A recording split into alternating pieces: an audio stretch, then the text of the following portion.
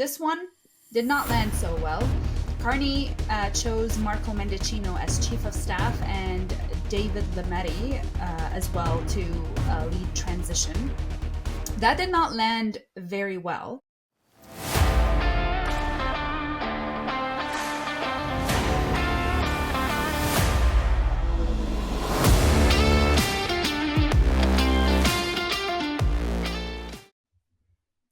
Hello, everybody, and welcome back to the Radical Center for a new episode of your, I can only imagine, the most awaited podcast of the week. We are here today with my very good friend, Sarbjit Kaur. Sarbjit is an award-winning communications professional with a background in journalism, government, and PR. You've probably seen her on many platforms. She's very big on X, but she's also often on CBC, and she does radio and all the exciting stuff.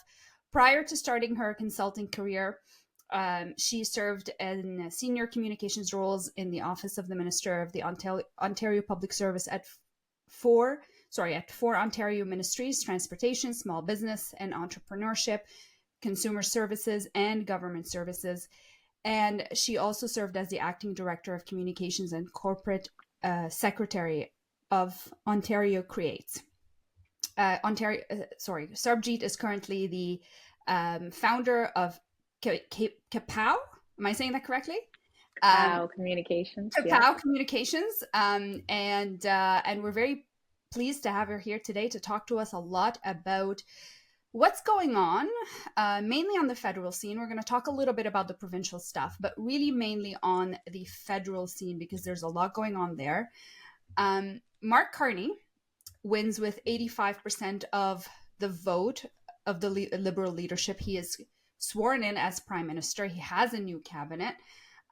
Is he a mover or shaker? Or is it, same old, or more of the same? We're going to find out. That's basically going to be most of our discussion today. So let's first rewind a little bit and talk about the leadership race. He wins by 85% of the vote, which is a pretty big deal.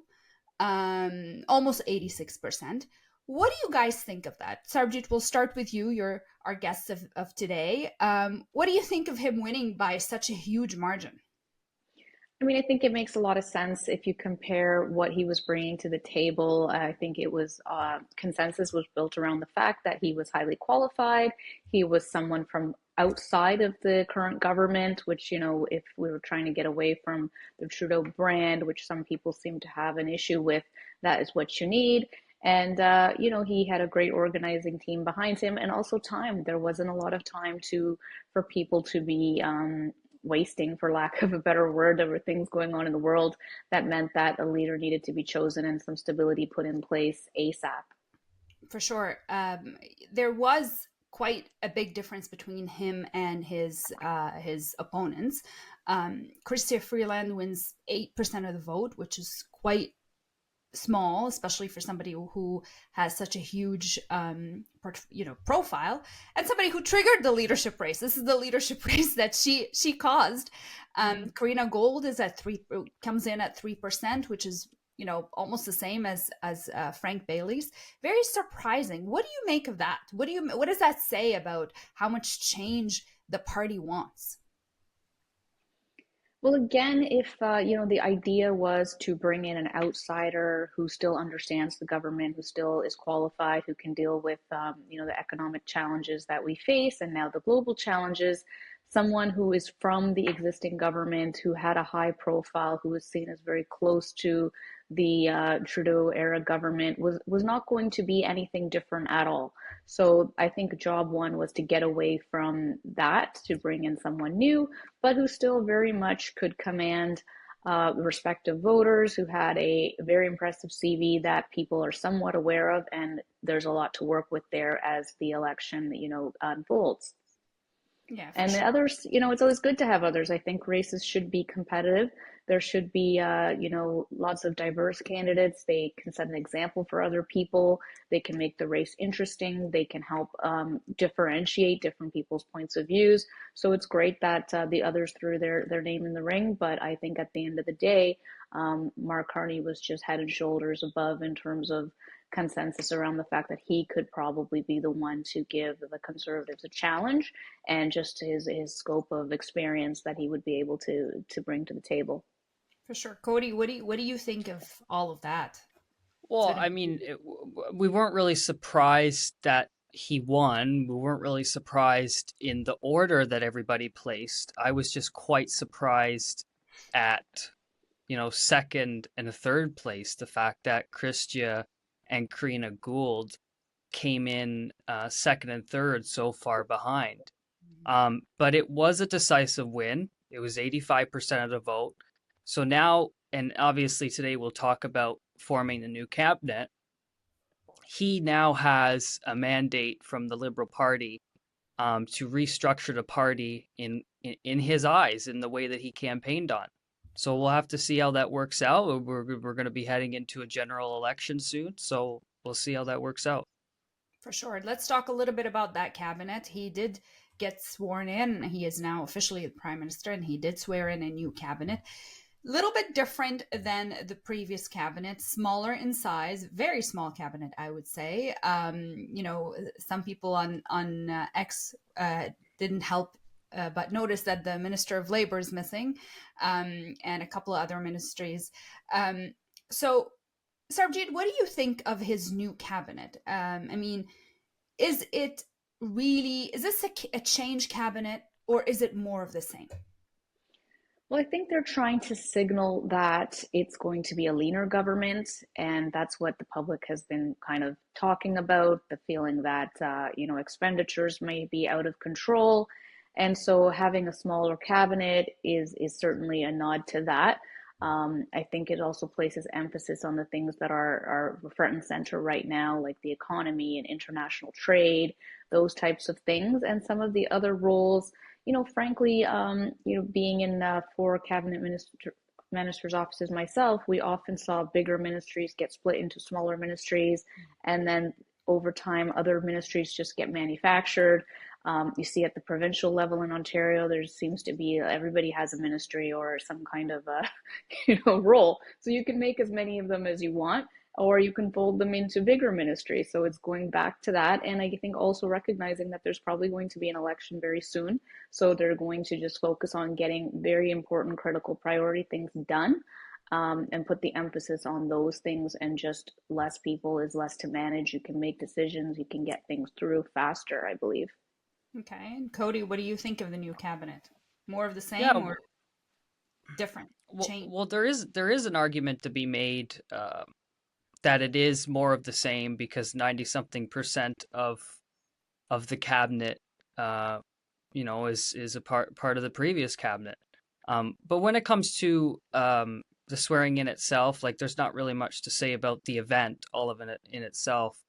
I have to say, though, I was quite surprised that they did it in the middle of the afternoon on a Friday, when most people, other than nerds like ourselves, are tuned out. But maybe the strategy is that he wants to carry the news cycle leading into next week, and up until when we expect the election to be called. This cabinet, though, is much more leaner, and I think that's in anticipation of an election call. Um, I think Justin Trudeau's cabinet was upwards of 37 ministers, and this one is only 23. And I guess some people were expecting what they would call a wartime cabinet, which I think is a really stupid framing of it, but I digress. But this is more like a caretaker cabinet, the people that you will have in place during an election in case a crisis does come up. The one thing that did stick out to me, though, is that he made Dominic LeBlanc the Minister of Trade and International Government Affairs. And setting aside my political differences with him, I think that does show stability in keeping him in a portfolio where he has really been the placeholder since Trudeau announced his resignation. And if what we saw in the provincial campaign unfolds during the federal campaign, having Dominique LeBlanc there as Minister of Trade would show a real good sign of stability to the country, I think.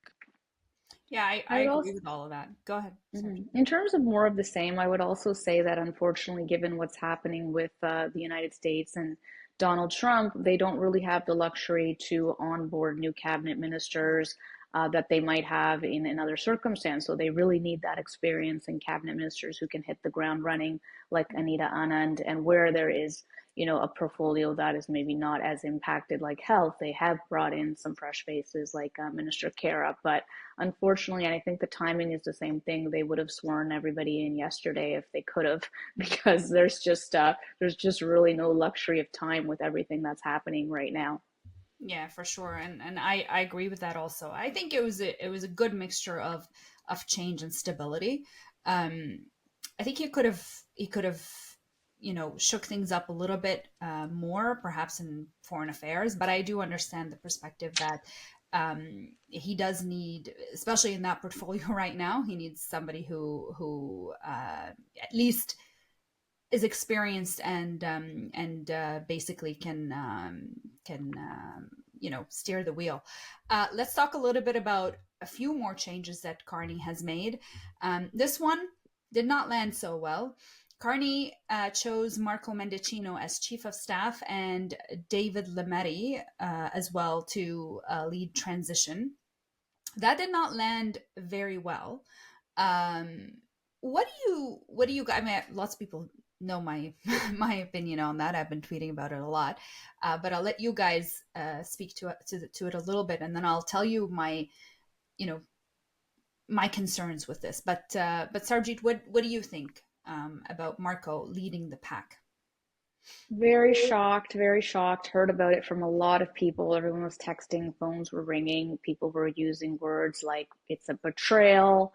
Mhm. For the folks who had took great exception to the way that he put across his views on the conflict in Gaza. They were very, very emotional about it. And then for others, just who, putting that aside, they were like, well, this is an era, Trudeau era person who wasn't a superstar, didn't particularly do amazing in any of his portfolios, left and said he doesn't want to run again because he disagrees with the government's foreign policy that much. And then this is the person that you're bringing back for a role that could probably be done by quite a few people. So I would just say that for two reasons. One, the fact that he was so controversial, and B, that he wasn't exactly, showing a departure from the same old is a very confusing choice.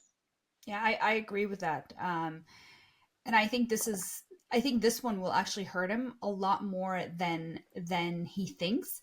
And I also this think this was a great opportunity that he missed to actually bring someone new, that's a fresh face, that's a new perspective. And you don't get to do that when you're forming a government, when you're forming cabinet, because you have to work with what you have. People are elected. You can't just like bring whoever you want on. Well, you can, but you typically won't. But with a chief of staff, he could have really changed things up a bit. And I think that was a missed opportunity. My other really big concern is obviously his stance on Gaza, and the way he spent a lot of time um, speaking out against protesters at every opportunity. But also election campaigns are about building a narrative, and the conservatives are trying to build two narratives against him. One is about his credibility and believability. Can you believe this guy? And that's where the Brookfield stuff comes in. He lied about this, he lied about that. Did he really, sell his assets or whatever it is that they're going after him for? That's about credibility. Can you believe this guy in what he's saying? The other one is just like Justin. So if you know that your opposition is building a narrative that you're just like Justin, and I think this is the one they're going to end up running with. They're probably testing which one is going to stick better, but I think the just like Justin is the one which is the one they're probably going to end up running with. If you know that, then you have to do things that veer away from that. You don't do things that play into the narrative that the opposition is building against you. And Marco Mendicino, as your chief of staff, is an absolute gift to the Conservatives because one, the NDP is going to go after you after Carney because of Marco's record on Palestine and the war, and the Conservatives are going to go after Carney because of Marco's, not so great performance as a cabinet minister. So you get hit from both ends, and there's no winning in it. I can't possibly understand what the calculation behind that was, other than maybe he's a really nice guy and Carney just really likes him. But we'll see. There's probably something in the background that we're not considering, but I would just say in general, I'm a big fan of people that are universally respected and people that everyone can feel good about and people that will feel like, hey, I'm included here. And you don't want to start day one with people who just put their heart and soul into helping you and now they're pissed off. So surely, and I don't believe that there is a lack of people out there that have experience that can do this role and could have guided Carney through this transition. And by the way, they're two men again, so where's where's the diversity here? There's plenty of people of all kinds that I think could have done this role and could have made people more excited about that this is something different. It's something with momentum. I'm not going to on day one see the same people that I've been seeing for 10 years. For sure. And Cody, what do you think of all this? Yeah, I agree with a lot of what both of you just said. I think that choosing Marco Mendicino and David Lametti to run your office and lead the transition is definitely validates the just like Justin Trudeau strategy. And I also take sympathy with you, Nokha, because one of the issues that you're known for is the conflict in the Middle East, and I can understand why you would be upset because, in my personal opinion, I think that the federal government has totally blown um, foreign affairs on all level, which is one reason why I don't understand Melanie Joly is still the foreign minister. But I wasn't really gonna go into this, but fuck it, it's Friday and I've had a pretty terrible week, so I'm gonna let it all fly out there. But look, my personal problem with both of these guys were when they were musing about sending in tanks to deal with protesters, whether it was a joke or not. And in 2020, when shit hit the fan, I stupidly was one of those people who fell for the act of we're all in this together. I talked about that, about Justin Trudeau in the last episode. But I put my politics aside. I listened to Justin Trudeau, the medical officers, and I complied. I got the jab. I got all three of them. I followed their instructions and even posted me getting the shot. And I regret it to this day because they used the pandemic and the fear of the unknown to get people like me to comply. But the last straw of that for me was when, Marco Mendicino and David Lametti, when they used the Emergencies Act to stop protesters from expressing their right to autonomy over their own body. So I definitely think that it was a bad choice. In my personal opinion, I'm sure there's a million people out there that you could find that would be a caretaker for your government before you go into an election. And it's not like they needed an extremely qualified, experienced person to carry you through for a few weeks.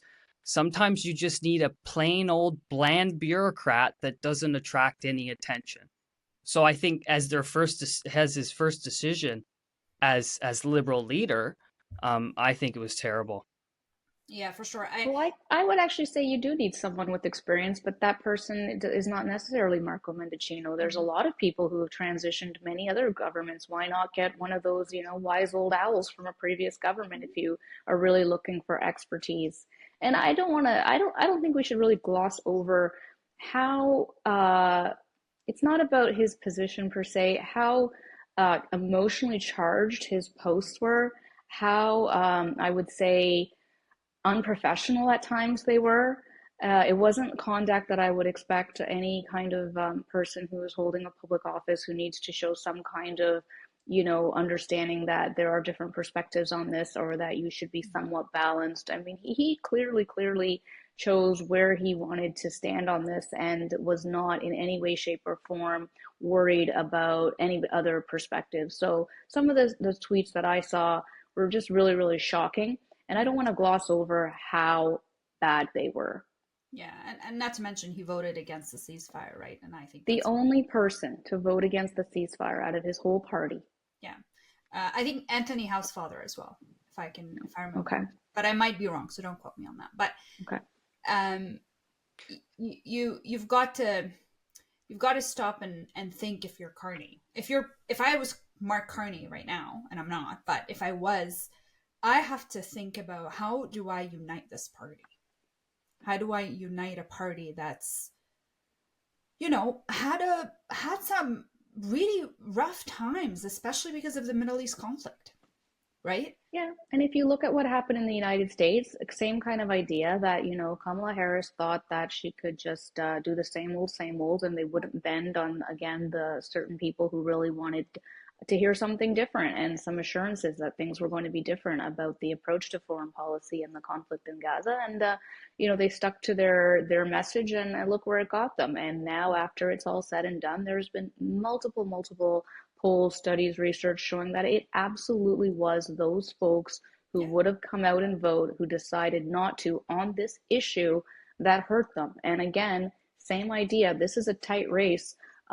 Every little bit counts, and this isn't a little bit. This is a big issue for a lot of people who feel that, forget everything else. They have to vote with their conscience on this, and they were hoping for something different. And maybe they're still holding out some hope, but this was a little bit of a slap in the face with the Marco Mendicino appointment. Absolutely. So we hope that there's been some lessons learned. It's very interesting to see everybody cross the political spectrum. It's like, this is not the right guy. Very interesting to see that, because that doesn't happen very often. Let's talk about the election. It's coming. Is it coming? Is it happening? When is it going to happen? We don't know. Is he going to call an election like next week? Should he wait 6 months? Like, what should he do? What do you think, Sarbjit? I think it's going to come. I think it should come. I mean, with, again, Donald Trump every day threatening to make us the 51st state, the trade war, him being very high in the polls as being the one that Canadians trust to actually be able to take on Trump, and understanding the global economy and markets. This is his time to shine. And in 6 months, who knows what's going to happen? But also, why wait 6 months when you can have the mandate and have the vote of confidence now, instead of hearing the opposition constantly, saying you're an illegitimate prime minister and whatnot. So I think all signs would point to a quick election that will be called as soon as possible. Okay, Cody, what do you think? Yeah, I think the plan is, I think Mark Carney he said today that he's going to go over to France and he's going to go over to the UK. So I would suspect that pretty much any time after then, between whenever he gets back and between, I guess it would be the 23rd or the 24th, that he'd call an election. Dominique LeBlanc already said when he was in Washington that there was going to be an election in a few weeks. So it looks like we're heading for an election that'll be probably somewhere around the time of May 5th. Okay, that's a really, really good estimation. I like that. I agree with you. I don't know. There's a part of me that thinks if he spends a little bit of time governing through this crisis, especially, it might give him some time for Canadians to get to know him a little bit more.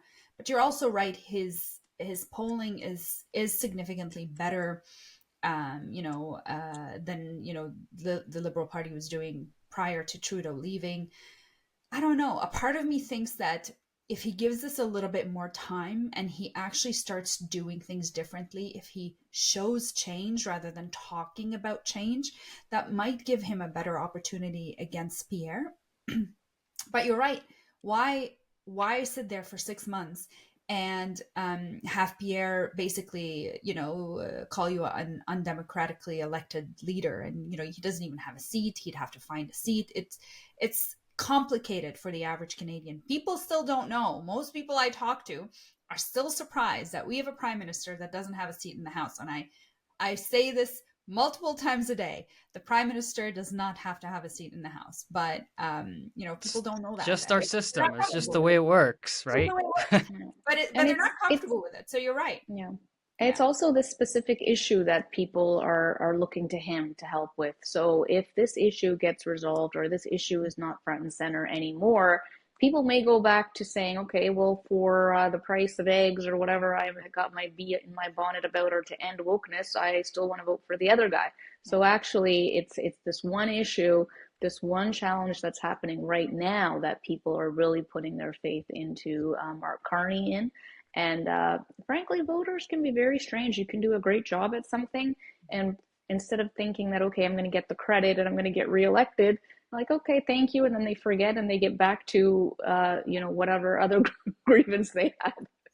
Basically, yes. They vote based on grievances, not Yeah. necessarily the Yeah, things that you don't you've get a done. lot of credit. I'm No, you noticing you don't get a lot of credit. You could get a dental plan, you get a national daycare plan, you could have a mostly good economy except for some cyclical recessions. But the day you're somebody's like, you know what, I'm just not happy about the price of eggs. All those accomplishments go out the window, and you're starting from square one. that is how politics works, unfortunately. And leaders who know that, like Doug Ford, just to segue into provincial politics, leaders who know that seem to do very, very well. um, Doug Ford, one of our, probably I would say currently he's one of the most popular leaders that we have in this country, but he's backing down on the 25% electricity surcharge. He's not going to shut off the power. What happened between him and Donald Trump?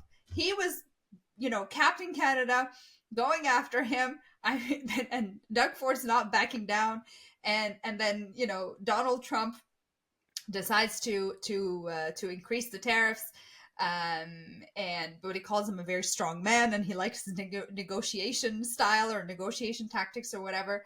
And then Doug Ford backs down, and now they're having good conversations from what I've seen, what I've read, that apparently there was a very good productive meeting that Doug Ford was very happy about. What do you think is going on, Sarbjit? Well, I think he got their attention, right?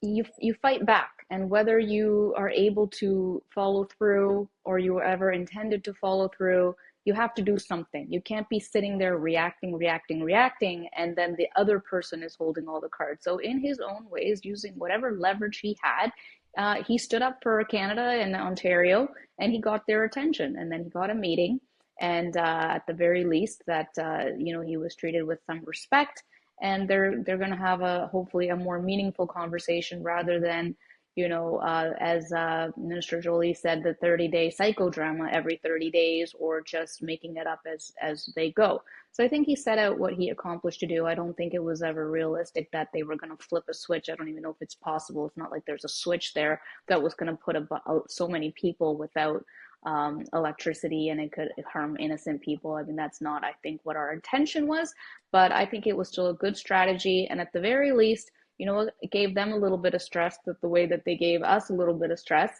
and put them on their heel for a bit, to understand that if you want to cause chaos, we can also just say things and cause chaos. And then what? What does that accomplish? Why not speak about it rationally?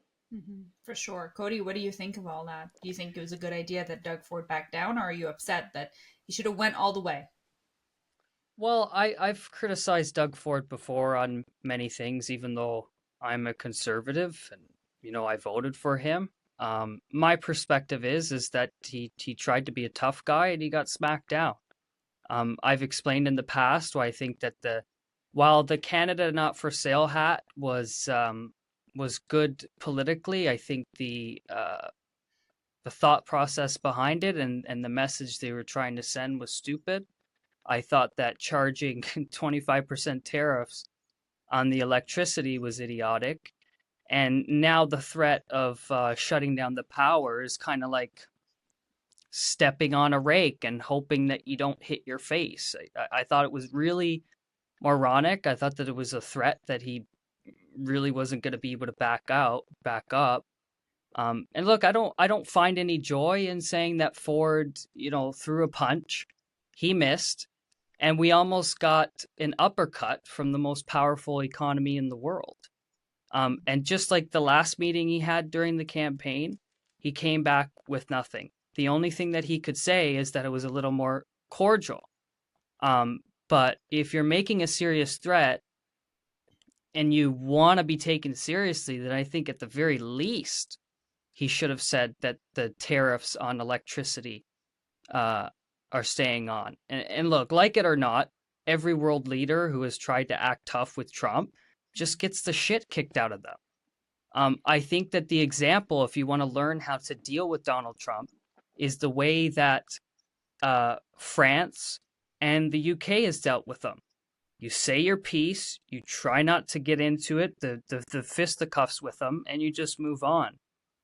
I also think that the communication strategy is moronic because you're going on to corporate media like CNN and Fox News and MSNBC. Um, are you going to get a soundbite that the president might see? Sure, but if you're trying to convince Donald Trump supporters that this is a terrible idea, then you should just pull up a list of all the podcasts that Donald Trump went on during the 2024 campaign. That's one of the reasons why his communication strategy in the 2024 election was so effective. So I think they should just start there. But we'll see what happens. Okay, Sarbjit, did you want to add anything? Well, I just disagree that, what are you to do? They make threats every day. Yes, they could threaten to nuke us. That doesn't mean that you have to just sit here and say nothing. And I don't think that because you weren't ready to shut off the lights, that means that it was, a silly thing to talk about. It's basically saying this is what you need us for, and we could do something. And at that point, there was a conversation, and both sides were playing tough. And I also think that the idea that they're the biggest, they're the toughest. It's a little bit defeatist. Many countries, in their own way, whether they have smaller trades or other things that they can bring to the table, you can still push on some pain points. And I think Doug Ford, he capitalized on that. And you'd be shocked at how many people were just like, shut off the lights, shut off the lights, shut off the lights, all across Canada, which captured that sentiment that people wanted to do something. And I don't know what else he could have done as an alternative other than to do nothing. And if you're comparing to other countries, they haven't been treated the way that Canada is being treated. They haven't gotten the same level of tariffs. They haven't been threatened to be, taken over as a 51st state. And when they get to that point, they're probably going to have to start standing up for themselves as well, which is exactly what everyone is doing. And all the 25% energy surcharge, it wasn't that we did that. It was in response to their tariffs. And, Doug Ford said, if you retaliate, then I'll shut off the lights. And then they did still try to retaliate. And he said, okay, I'm going to see what I'm going to do. And then a call was had. And now their side will spin it that, we smacked them down and they backed off. Our side would say that, well, it was an olive branch, so we suspended it. End of the day, I think that's something that we wanted. The conversation was somewhat respectful. At least he didn't go there and get called the mayor or the governor. And I just really think that sometimes you have to be on the offense, and especially dealing with someone like Trump. And in terms of his persona on air, I think Doug Ford really resonates with Americans. He has that kind of, which even in Ontario, that folksy kind of very down to earth demeanor where he's polite, but then he puts his zingers in there. And so he's talking to the American people. 100% agree that if there's an opportunity, go on those webcasts and all that, because that's where there is also a lot of misinformation going on right now about Canada and correcting some of the facts. I really do agree that if he wants to do that media tour, it would be helpful to keep going on it because he's good at it. I think he's really good at it. Yeah, for sure. Well, lots to continue talking about, lots to continue covering, and lots coming our way. It's going to be a pretty roller coaster of a year. I think we can all agree there's a federal election coming up very soon. We just don't know exactly when, but it's coming.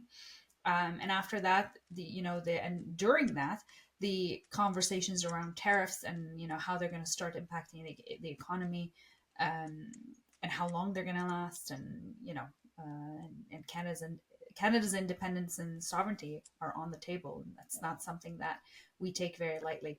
Thank you very much, Sarbjit, for joining us today on the Radical Center, and thank you, everybody, and thank you, Cody, as always, my very loyal co-host. He shows up every week, which I'm very grateful for, because if he doesn't, then I'd be confused and wondering where he went. But thank you, everybody, for watching again and again, and we hope to continue bringing you thoughtful discussions and interesting conversations about everything that's going on in Canadian politics. Thanks for having me on. That was a lot of fun.